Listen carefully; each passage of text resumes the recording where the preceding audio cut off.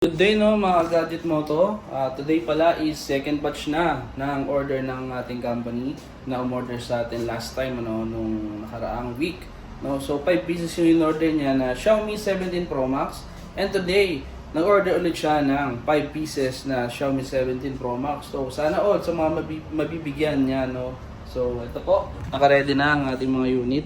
Ayan, 5 pieces Xiaomi 17 Pro Max na 16 1 terabyte. Ayun, grabe naman yun. 1 terabyte na. Tapos 5 pieces pa yan. Meron black, white, and purple. Ayan.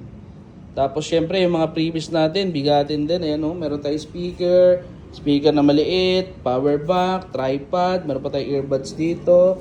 Type-C earphone. Ito pang gaming talaga. Oh. Finger sleeve. Meron pa tayong smartwatch by Xiaomi mismo yan. And Redmi Buds 6 Play by Xiaomi din. So lahat yan is marireceive nyo again ulit. No? So papunta tayo ng Mandaluyong ngayon. And personally, di-deliver natin tong mga unit na to dahil medyo bigatin nga ito. And syempre, magkaroon ka ng ganitong unit is a dream phone to, no? Para sa iba. And halos sa karamihan, syempre this is a flagship phone ni Xiaomi talaga, no? So ayun, thank you po sir ulit sa pag-avail, and papadeliver na natin to, and papadeliver ko pala personally, no? So ayan, samahan nyo ako and papunta na tayo ng office nila. So ayun, let's go. Bundle na tayo ng 5 pieces Xiaomi 17 Pro Max na 1 terabyte. Ayan, solid. Then brand seal dyan, no? Then syempre lahat ng previous natin yan kompleto. So nag-payment na yung client natin. Okay, solid. I-count na lang natin to. Then ito yung mga previous natin, earbuds, smartwatch, speaker. May gaming din tayo dito, and pang gaming talaga.